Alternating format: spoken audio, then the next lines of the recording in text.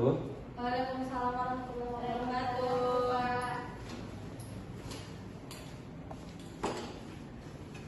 Jadi bagaimana kabarnya anak-anak sekalian? Baik, Pak. Ya, mungkin sebelum Bapak memulai pembelajaran pada pagi hari ini, saya persilahkan kepada ketua kelasnya untuk membacakan doa sebelum pembelajaran. Baik, sebelum kita memulai pembelajaran, ada baiknya kita membaca doa. Doa dimulai. Doa selesai. Ya.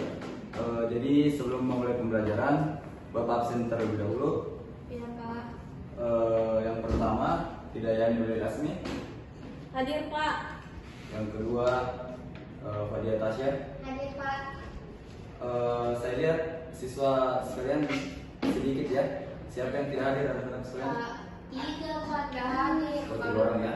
Iya, kalau yang nggak mau ada masuk rumah sakit, Pak. Oh, masih rumah sakit. Iya. Kalau Rifda Pak sama Azira Fatia ada acara keluarganya. Oh iya. Jadi untuk lain kali ada teman yang tidak hadir, tolong langsung sampaikan ke saya lewat orang yang langsung tanya temannya. Seperti itu. Pak, iya, Pak. Jadi ada yang tahu anak-anak sekalian apa yang akan kita pelajari hari ini? Ekosistem. Ya, betul. Jadi kita akan mempelajari mengenai ekosistem. Sebelumnya ada yang tahu apa itu ekosistem? Saya, Pak. Ya, saya persilakan anak-anak. Ekosistem itu satu kesatuan yang saling terkait antara faktor biotik dan faktor abiotik. Oh iya. Sebelumnya ada yang penghapus. Tidak ada, Oh, Pak. tidak ada ya. Jadi saya hapus dulu terlebih dahulu. Lain kali kalau tidak ada penghapus di kelasnya, silahkan ambil di ruang tato saya karena gratis di sana anak-anak sekalian. Iya, Pak. Ya, betul tadi yang disebutkan oleh Ulil bahwa ada hubungan keterkaitan antara biotik dan abiotik. Oke, Bapak next. Jadi anak-anak sekalian dapat lihat bahwa ekosistem antara komunitas dan lingkungannya selalu terjadi interaksi. Ya, di mana interaksi di sini menciptakan kesatuan ekologi yang disebut ekosistem. Ya, jadi mungkin Pak Dia bisa membacakan mengenai komponen penyusun ekosistem. Jadi komponen penyusun ekosistem adalah satu, ada produsen yaitu tumbuhan hijau, lalu ada konsumen yaitu herbivora, karnivora, dan omnivora, lalu yang ketiga ada dekomposer atau pengurai yaitu berupa mikroorganisme. Ya, anak-anak sekalian, jadi memang harus diperhatikan bahwa di dalam ekosistem terdapat beberapa komponen. Yang pertama ada produsen atau biasa kita sebut juga tumbuhan hijau. Yang kedua ada konsumen, yang dimana konsumen di sini yaitu herbivora, karnivora, dan omnivora. Ada yang tahu apa itu herbivora, karnivora, dan omnivora? Herbivora itu hewan yang pemakan tumbuhan, toh? Ya. Kalau karnivora itu hewan pemakan daging-dagingan, kalau omnivora itu pemakan segalanya. Ya, betul, 100 untuk Pak Dia. Jadi herbivora memang hewan pemakan tumbuhan, karnivora hewan pemakan daging, dan omnivora pemakan segalanya. Jadi harus ditahu ya, karena itu merupakan pembelajaran dari SD. Terus yang ketiga ada dekomposer atau pengurai, yang dimana terdiri atas mikroorganisme. Bapak next. Ya, bisa Ananda Ulil bantu baca mengenai pengertian dari ekosistem? Ekosistem adalah suatu sistem ekologi yang terbentuk oleh hubungan timbal balik antara makhluk hidup dengan lingkungannya. Ekosistem bisa dikatakan juga suatu tatanan kesatuan secara utuh dan menyeluruh antara segenap unsur lingkungan hidup yang saling mempengaruhi. Ya, itu ya tadi dibacakan oleh Hidayani bahwa di dalam ekosistem memang ada sebuah hubungan timbal balik. Hubungan apa yang dimaksudkan di sini? Jadi memang di setiap organisme ataupun makhluk hidup yang ada di muka bumi pasti akan selalu ada hubungan timbal balik antara satu sama lain. Dan di sini dapat anak-anak sekalian lihat bahwa ekosistem bisa dikatakan juga suatu tatanan kesatuan secara utuh. dan menyeluruh antara segenap unsur lingkungan hidup yang saling mempengaruhi, seperti itu. Bapak next. Ya, jadi Ananda semua bisa lihat bahwa di dalam komponen ekosistem terdiri atas dua. Yang pertama ada lingkungan biotik dan lingkungan abiotik. Yang dimana lingkungan biotik di sini terdiri atas manusia, hewan, tumbuhan, dan organisme lain. Sedangkan di lingkungan abiotik terdiri atas cahaya, suhu, air, oksigen, topografi, dan juga tanah. Jadi memang penting anak-anak sekalian tahu bahwa komponen ekosistem terdiri atas dua, yaitu biotik dan juga abiotik. Oke, Bapak next. Di sini yang telah Bapak sebutkan tadi bahwa komponen ekosistem terbagi atas dua, yaitu biotik dan abiotik. Dapat anak-anak sekalian lihat bahwa secara fungsional komponen ekosistem terbagi lagi ketika kita membahas secara fungsinya, yang dimana komponen autotrof dan juga komponen heterotrof. Yang dimana di sini komponen autotrof yaitu membuat makanan, dalam hal ini tumbuhan, sedangkan komponen heterotrof adalah mempergunakan dan mendekomposisi makanan, yang dimana di sini hewan dan manusia. Bapak hapus dulu ya karena menghalangi.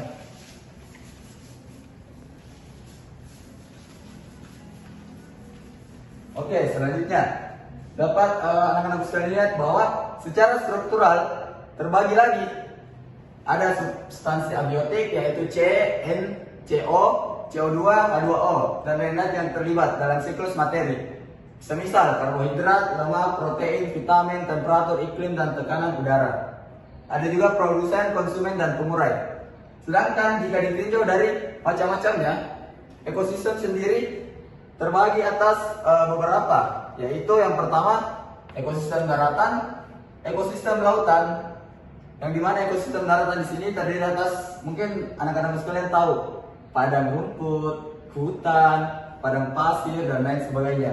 Sedangkan ekosistem laut, air tawar, air laut, dan lain-lain. Seperti itu ya. Berikutnya kita akan membahas mengenai faktor biotik. Bisa Pak Dia membacakan? Faktor biotik adalah faktor hidup yang meliputi semua makhluk hidup, baik manusia, tumbuhan maupun hewan. Dalam ekosistem itu ada tumbuhan yang berperan sebagai produsen, ada hewan yang berperan sebagai konsumen, dan ada mikroorganisme yang berperan sebagai dekomposer.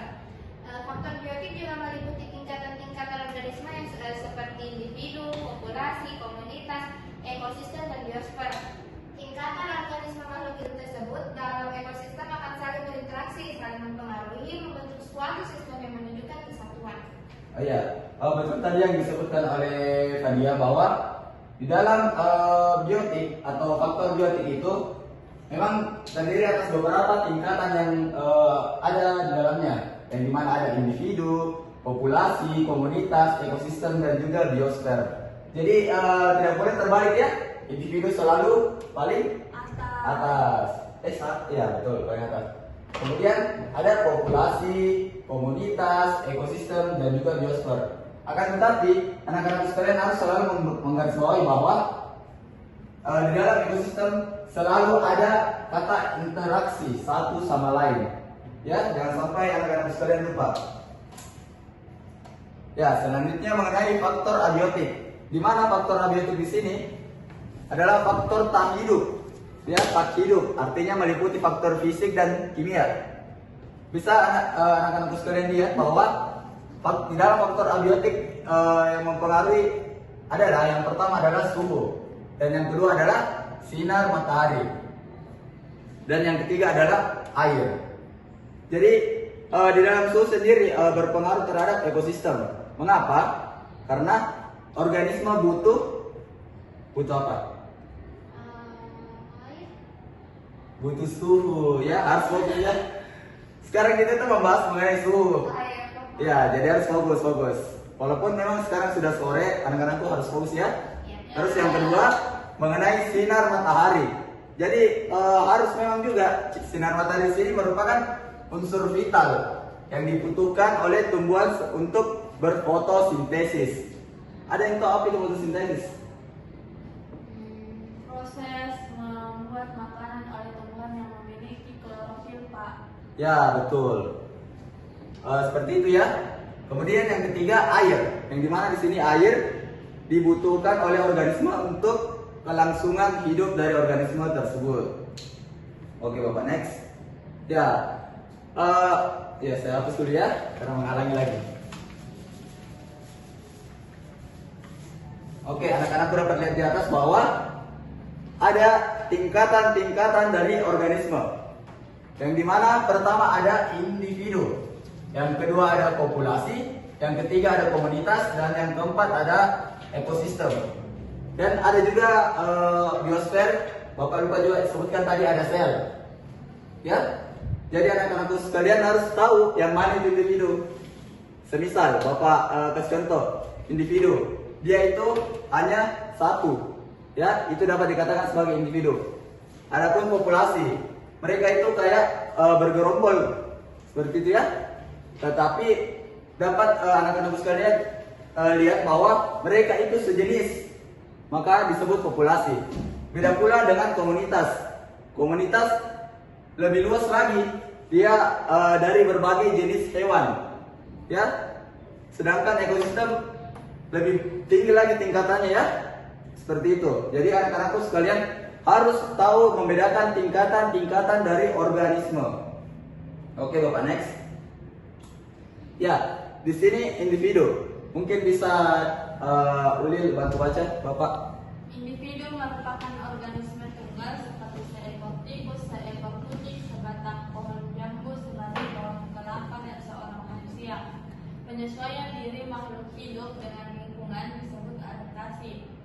Macam-macam adaptasi makhluk hidup terhadap lingkungannya, yakni adaptasi morfologi, adaptasi fisiologi, adaptasi tingkah laku. Untuk adaptasi morfologi merupakan penyesuaian bentuk tubuh untuk kelangsungan hidupnya. Contohnya itu gigi-gigi khusus, moncong, paruh, daun, serta ekor. Adaptasi fisiologis itu merupakan penyesuaian fungsi fisiologis tubuh untuk mempertahankan hidupnya. Contohnya itu kelenjar bau, kantong pintar, mimikri pada kadal. Kemudian adaptasi tingkah laku merupakan adaptasi yang didasarkan pada tingkah laku. Contohnya itu pura-pura tidur atau mati dan migrasi. Ya, betul tadi yang disebutkan oleh Ulil bahwa di dalam individu terdiri lagi beberapa adaptasi yang perlu anak-anak sekalian pelajari. Yang pertama ada adaptasi morfologi, yang kedua ada adaptasi fisiologi, dan yang ketiga ada adaptasi tingkah laku. Seperti itu ya. Ya, anak-anak sekalian dapat lihat di sini contohnya individu atau organisme.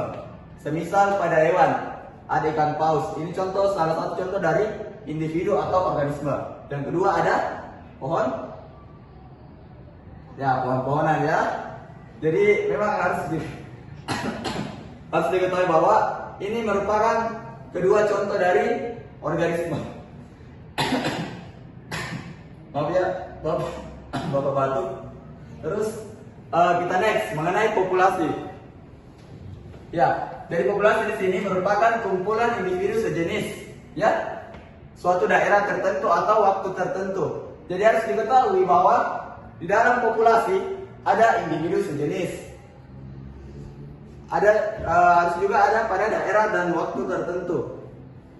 Kemudian ada juga karakteristik dari populasi, antara lain ada kepadatan atau densitas. Mungkin anak-anak sekalian sudah pelajari pernah, ya. Ada juga laju kelahiran atau natalitas, ada juga laju kematian atau mortalitas, ada juga potensi biotik, penyebaran umur, dan juga bentuk pertumbuhan. Di dalam populasi memang anak-anak sekalian harus mengetahui ini karakteristik. Karena ketika anak-anak sekalian mengetahui karakteristiknya, pasti anak-anak sekalian pasti tahu apa itu sebenarnya yang dikatakan populasi, ya. Bapak next. Ya, ini contoh dari populasi. Bisa lihat hewan apa ini di atas? Tikus. Tikus, Pak. Oh, tikus ya. Yang bukan. Tikus atau tupai? Bukan apa? Mendarat tikus semua. Oh iya. Tapi kalau Bapak lihat sendiri ya, ini merupakan tikus. Karena dari ciri-cirinya juga kita lihat ekornya ya yang panjang. Ya. Bapak next. Mengenai komunitas. Oke ya, Bapak next. Selanjutnya kita akan mempelajari mengenai komunitas. Mungkin Pak Dia bisa bantu baca Bapak mengenai komunitas. Komunitas merupakan kumpulan dari berbagai populasi yang hidup pada suatu waktu dan daerah tertentu yang saling berinteraksi dan mempengaruhi satu sama lain. Komunitas memiliki derajat keterpaduan yang lebih kompleks bila dibandingkan dengan individu dan populasi. Dalam komunitas, semua organisme merupakan bagian dari komunitas dan antara komponennya saling berhubungan melalui keragaman interaksi.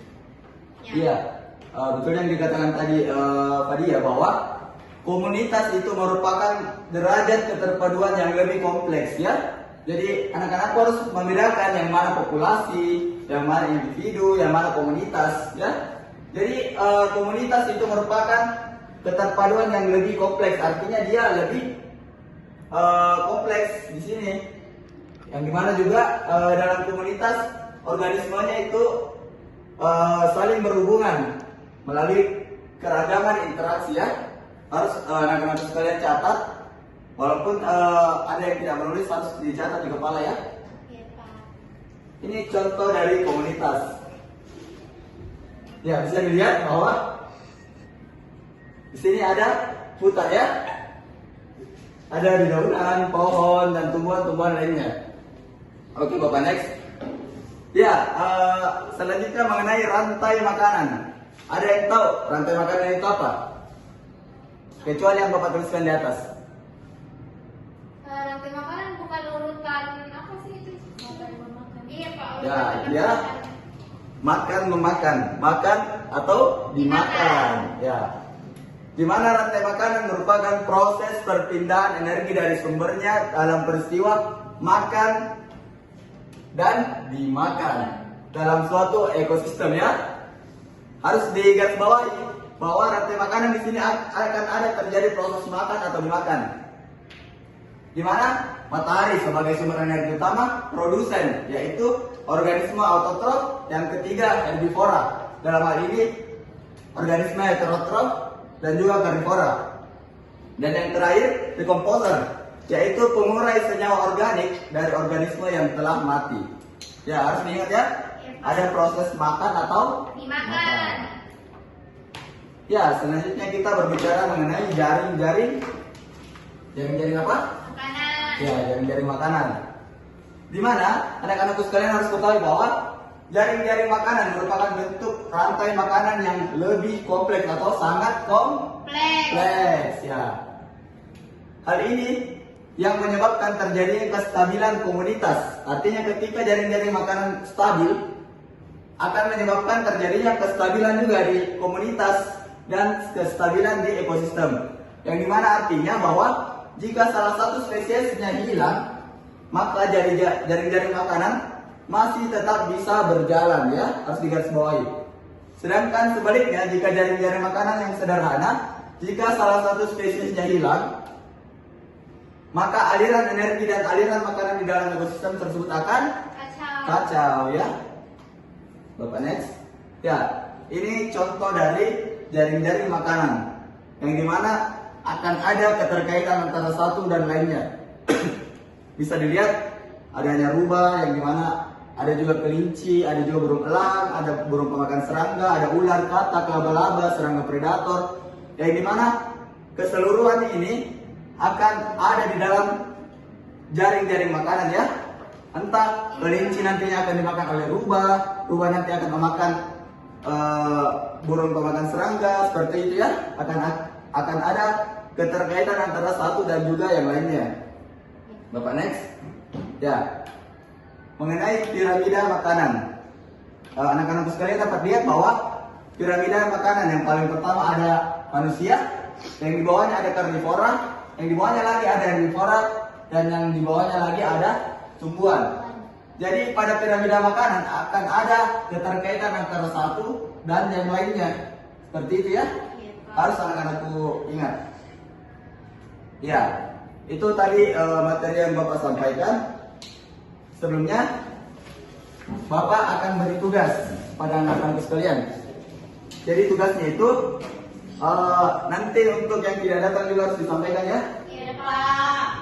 nanti mengenai populasi, komunitas, dan ekosistem. Nanti anak-anakku sekalian akan jadikan PR dan harus dijelaskan nanti pada pertemuan berikutnya. Paham? Ya, Pak. Tolong diingatkan juga ya kepada teman-teman yang tidak datang. Iya, Pak. Iya. Oke, sebelum Bapak menutup pembelajaran pada sore hari ini, saya persilakan ketua kelas untuk membacakan doa sebelum pulang. Baik, untuk mengerti pembelajaran kita pada hari ini, ada baiknya kita membaca doa. Doa dimulai. Doa selesai. Amin. Ya, semoga anak-anak sekalian dapat paham mengenai materi yang telah Bapak sampaikan dan juga jangan lupa kerjakan PR-nya ya. Iya, Pak. Oke, Bapak akhiri dulu. Lebih dan kurangnya mohon dimaafkan. Assalamualaikum warahmatullahi wabarakatuh. Waalaikumsalam warahmatullahi wabarakatuh. Oke, bawa pulang dulu ya. Dadah. Iya.